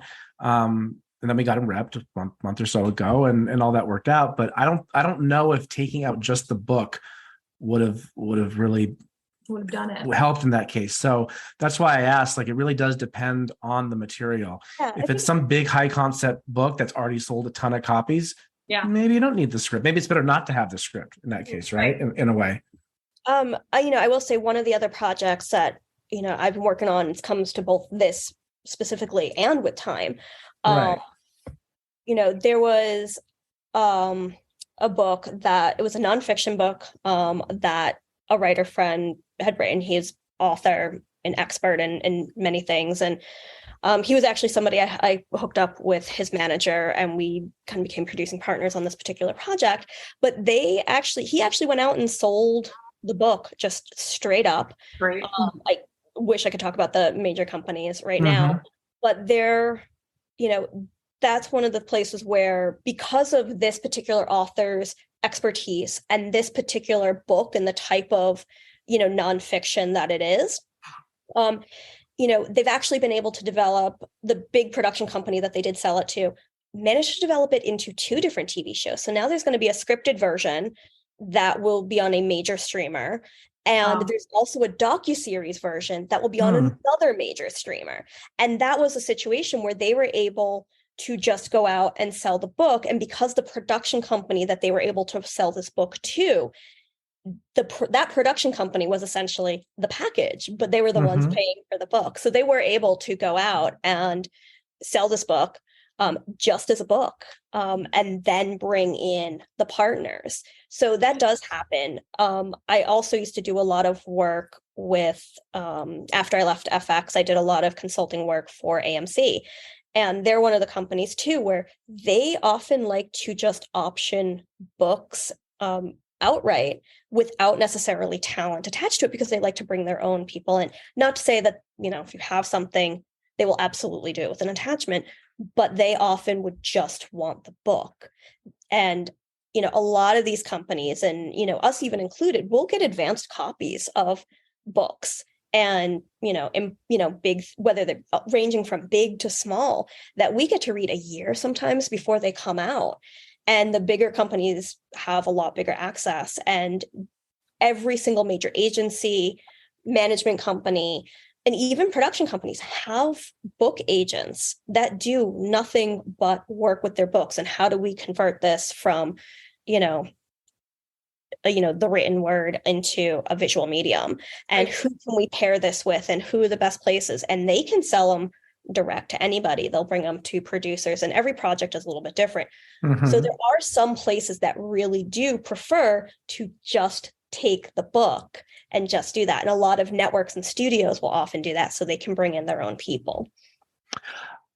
Gosh, this could be a whole separate town hall of adaptations to film. It really could. I mean, it's such an important thing too, not just because the market is picking up so much IP. The market's always picked up a lot of IP, right? But I just see so many screenwriters at least exploring making the transition into writing fiction. A lot of them find that they're even better, and they like it. They like writing fiction sometimes more than film and TV writing.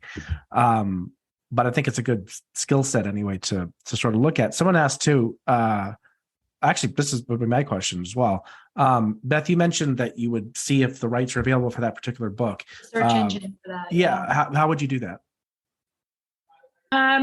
Well, first I would Google literally the name of the book. Just a basic, yeah. Yeah, the name of the book plus the word film or television show.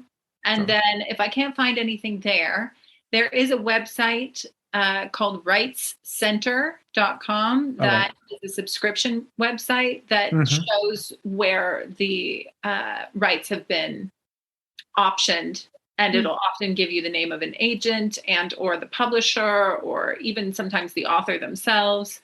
And it's kind of a bit of a stalking internet search from there as to who will be able to talk about whether these rights are available or not. Maybe Done Deal probably you could search by a book title and it would come up. I don't know Done Deal. That's Done Deal Pro. Yeah. It's where all the spec sales and stuff go.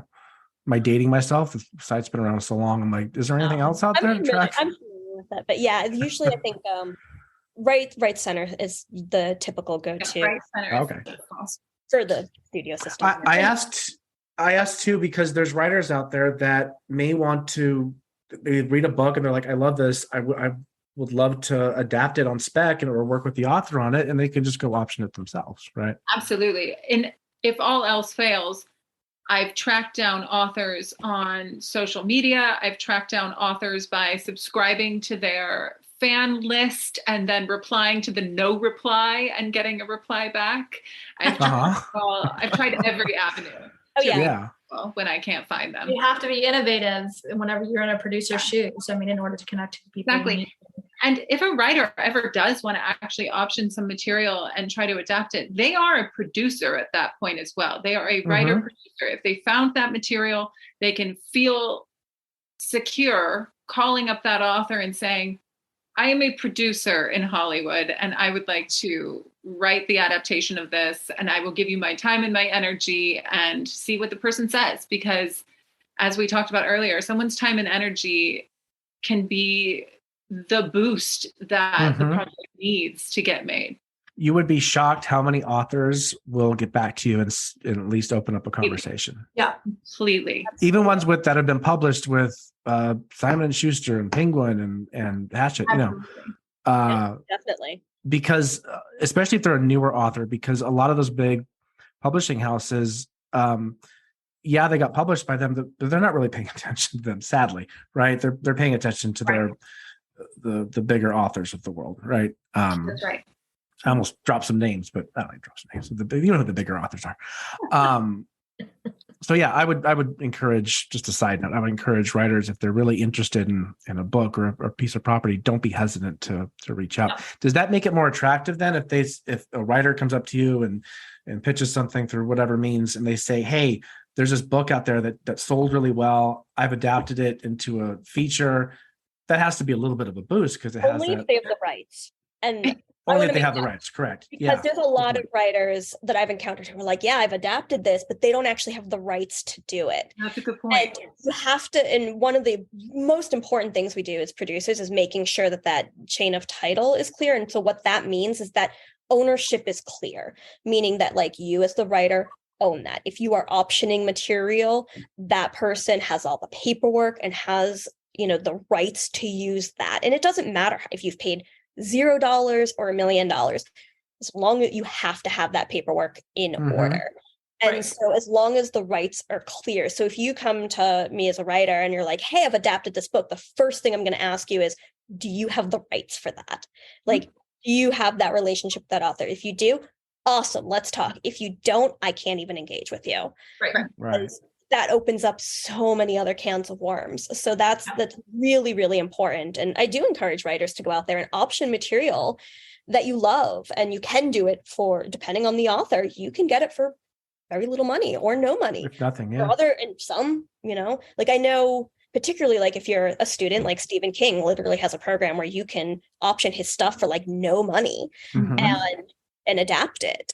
And, like, I think even like music wise, if you're a director, like Moby does something really similar. So there are ways to do all of the things, or you just really flatter the author and they're like, yeah, you're really cool. And you want to put in that time and sweat equity. The nice thing also about having the right paperwork is that even if a studio, network, whoever else, or producer decides to bring in another writer to either hopefully work with you or mentor you, if not, they're like, no, we really want someone else to do it. Just because you have the paperwork, you're still a producer on it, you still have ownership, and you still have the right to decide what to do with that project. So it's super valuable for you as a writer, and also super valuable for you as a budding producer. Right. But if you have a sketchy chain of title, that could kill you. That could ruin everything. Yeah. A few people asked, so I might just throw it out there. When someone submits something to you, are you having them sign an NDA? Not an NDA, but a submission release form. Submission release form. Okay. Yeah. So there's two sides to that. I don't have anyone sign an NDA. That's weird. There's no reason for me to have them sign it. But I will have them sign a submission release form if I don't know you and it's a totally cold thing. And it just basically protects both sides, acknowledging that, hey, you're sending this to me.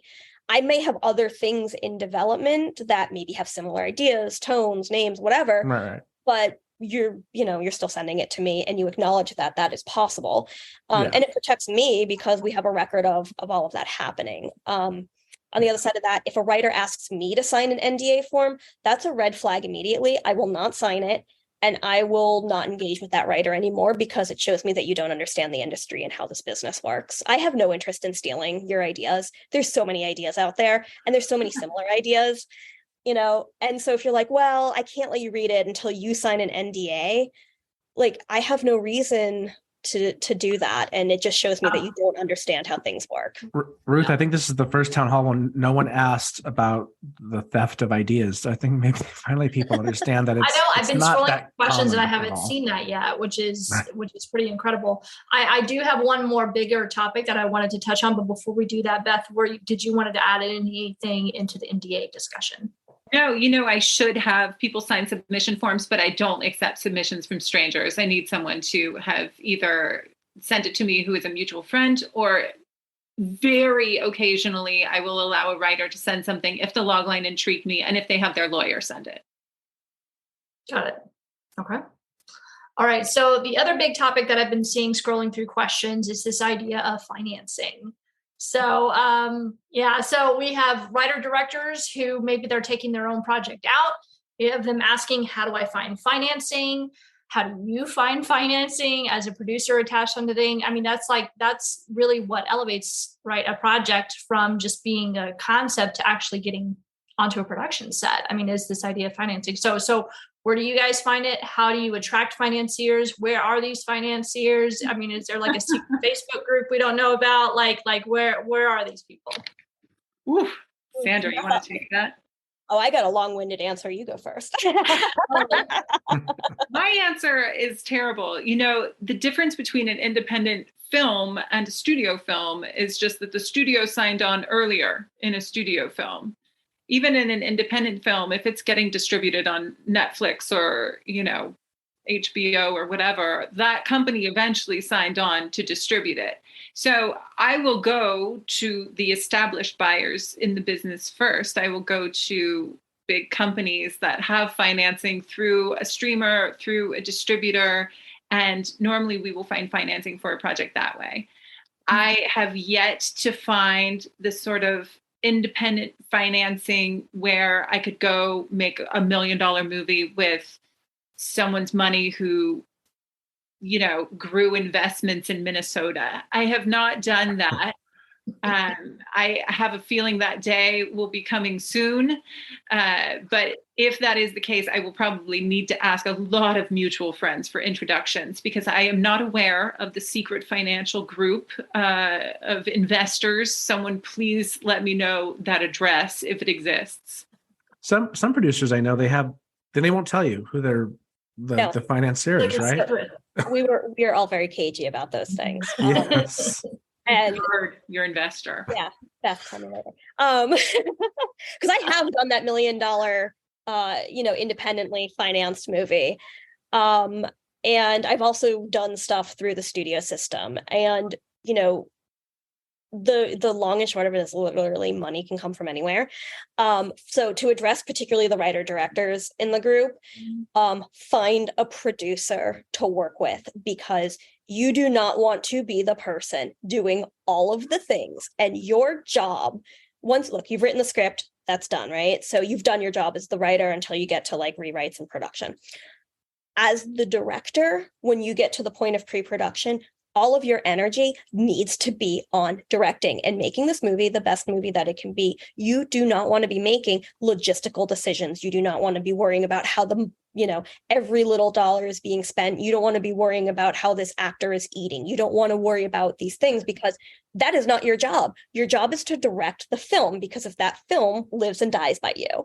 And that depends on your distribution. That depends on who's going to, the reviews you get and things. Your attention needs to be on directing at that point. So you need a producer.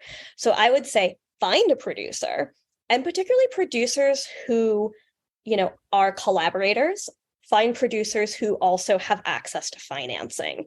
And that is always a tricky part, because you don't always know who that is going to be. Right. Do your best. So that is what I will say to writers and, writer directors is find a producer to work with. Do not be the sole producer on that. It gets to be very, very difficult. There's also, there's crowdfunding, there's asking family and friends for money. It depends on your budget range.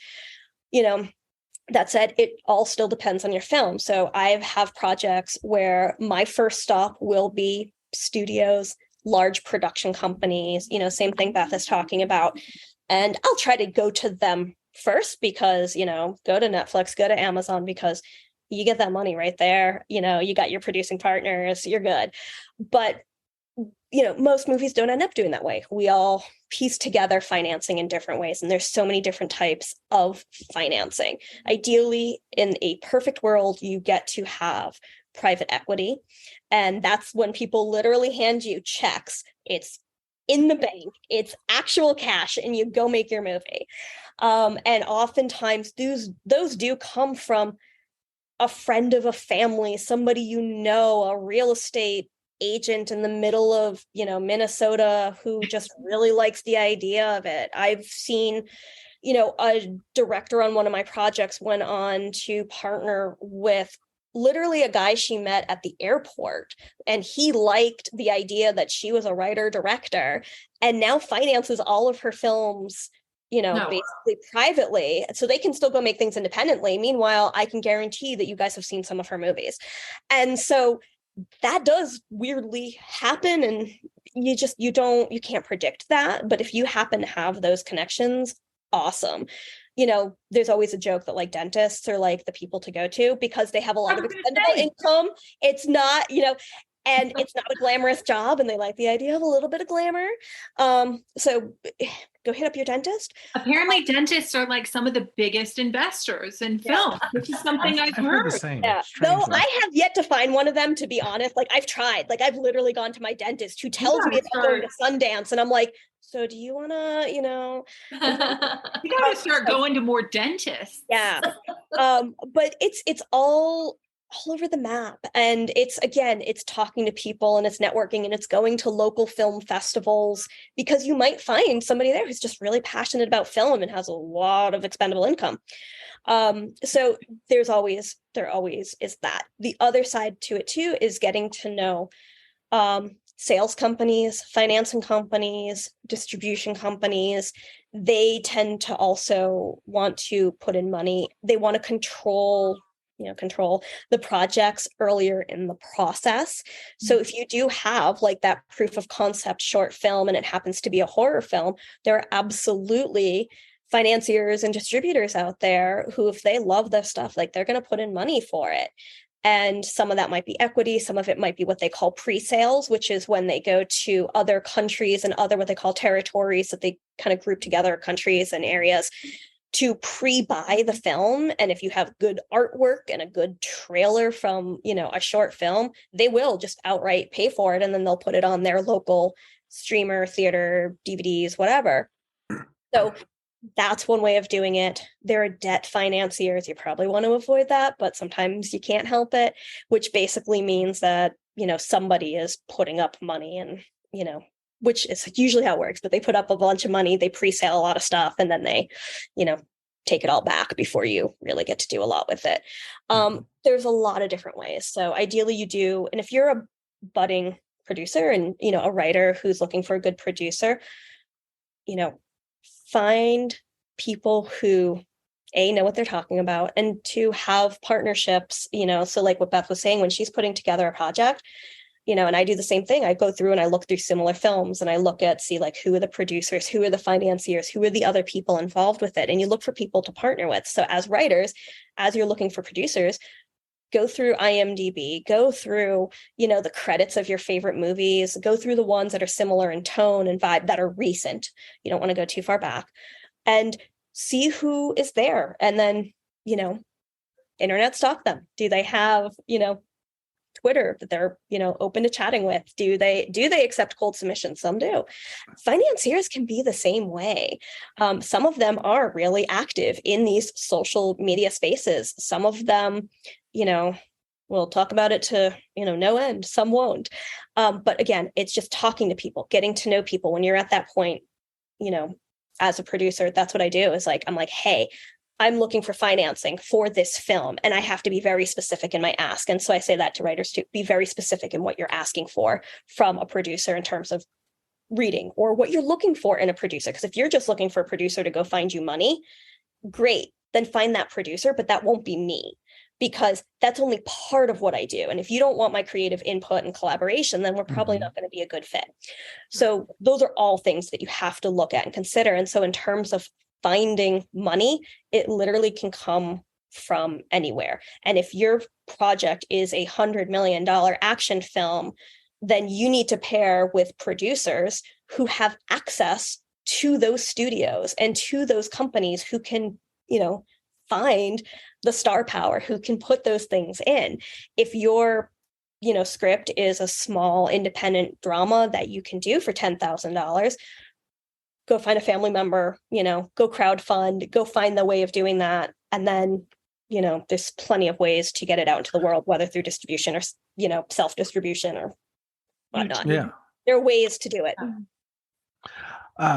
Someone asked a question, and just if you both want to just kind of clarify. So if you're a new writer or a new writer director, you have a really good script, what do they need before they submit to a producer? They don't really need an entertainment attorney, right? They don't need, obviously if they adapted it from somewhere, they should have that agreement in place, of course. They don't need a rep necessarily, right? You might take a submission more seriously if it's coming through a rep, or that writer is repped, possibly. But if it's a script that I've sent you stuff before where the writer's not repped, and Beth and you've loved it and ran with it, and does all that stuff matter besides just having the really good script? Yeah, for the sake of the title, what a producer actually wants from a writer. Yeah. So what would be your want, list Beth? of things? What do you want, Beth? What do you want, Sandra? What do you want from a writer?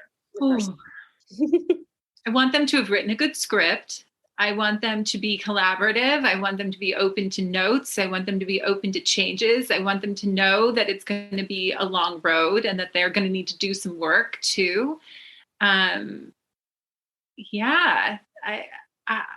It's pretty simple at the end of the day. It's pretty simple at the end of the day, except it's really complicated. It's when you put a necessary level of quality on everything that makes it difficult, right? Because we say we want a good script. I've read like 10,000 scripts in the last 14 years. Mm-hmm. So it's going to take something that's really fresh and unique and well crafted to get my attention. And then I want you as the writer personally to be personable and smart and not too precious about your work, and, to be a good, fun person that we can spend the next 5 years pushing a rock up a hill trying to get this film made together. That's Yeah. And it's really, it's basically a similar, response to what I have, which is, great script. That's really all you need. If we get to the point of, needing a lawyer, I'll tell you to go get a lawyer. So I don't need you to have one. Ideally you don't, because that makes negotiating way easier for me. But really you should have a lawyer at any point, but you don't need it to send it to us. But that said, collaboration is extremely important, and, to be able to be open to ideas, like our goal is to work with you to make it the best script it can possibly be in a way that we can get it financed or sold and made for you. And for us, it is teamwork. And so, being open to discussion, open to new ideas, Beth was saying, not being precious with every little thing. Mm-hmm. I think it's really important that you have your own individual voice. And I do think you should have strong opinions, but open to listening to expertise. And I think that's one of the problems I run into, particularly when I work with first-time writers, is that you get very married to your opinion, or you're very married to a particular way in a script, or you think you understand how the business is run. And if this is your first time doing it, and even second time doing it, you probably don't. And, when we've been doing this 20 years. And so we want you to trust us, and trust that we're working for you, and we're working, as a team on this project, and that we love it. But, it's being firm in your opinion, but at the same time being open and collaborative and listening to people who actually have been there, done that, and understand what they're doing. That doesn't mean you need to agree with us on everything, but it should be a discussion, and everything shouldn't have to be a fight or an argument. And good collaboration, it's usually not.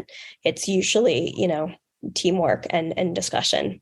So that's what I look for. And if I get any hint of otherwise, I don't care how good the script is, I will walk away. Just because Me too.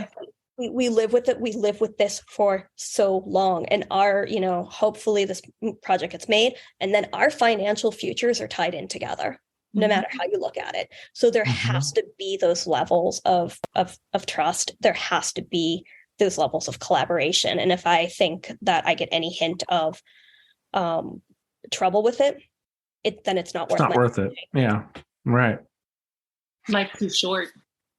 Yeah, the best writers I've found are confident without being arrogant, and they have very, very strong opinions, but are open to feedback creatively. It's that nice Goldilocks balance. So, hey, look at that. We timed this perfectly. It's been 2 hours. We could talk for 9 days. Biblical proportions we could talk for, but this has been wonderful. Thank you both. Yes, thank you. Thank you for having us. Thank you for having us. Exactly. You're very welcome. We take tips. Hey, guests tipping us? It's a new concept. Let me pitch it to you. No, this has been wonderful. Thank you so much. We'll have the podcast version available probably in the next few weeks. The recording will be on our channel, Bruce, by next week. Yeah, so the video should come out. It's usually out within 48 to 72 hours or whatnot following the event. I would also like to mention that next week, we are also having another symposium event on Wednesday, October 26th, with some of our in-house symposium experts. There are 2 editors and screenwriters in the Pipeline community, Abigail and Laura, and they're going to be giving us the ultimate pitch toolkit, everything that you need to check off of your list before you send it to a producer like Beth and Sandra. It's just so they love the pretty presentations, and we're going to give a nice little checklist of things that you can have in your toolkit ready to present on that front. And I think that'll be really valuable. So anybody who wants to check that out, that is next week, Wednesday, October 26th. Beth, Sandra, thank you again for this. Was just a tremendous amount of knowledge on the producer side. I love being able to step into y'all's shoes just for a 2-hour time period. And I know it's not even fully in your shoes. It was really awesome. So thank you for all that. Thank you. Yeah. Thank you, Sandra, for joining me. Thank you, Beth, for having me. Thank you. No, honestly, thank you, everyone. It's always fun to talk about this, and we'll do this again in 2023. I'm sure a little mini town hall session. We'll have you guys back after the release of your next film? Whatever crazy. That would be lovely. We're not toiling alone. Yeah, right. Right. Right. Oh, and a quick mention: Beth is actually going to be doing a symposium presentation for us in November, on November 15th. So we actually have that up on our website, a development checklist that she's going to be going through for those writers out there also interested in what producers are looking for in that checklist. So check that out as well. And I think that's everything. Are we good? We're good. Yep. Okay. All right. Thanks all. Thank you very much. Thank you guys. All right. Thanks, everyone. Symposium is brought to you by Pipeline Artists, a division of Pipeline Media Group. To learn more about upcoming live symposiums, visit symposium.pipelineartists.com and follow us on Twitter @PipelineArtists.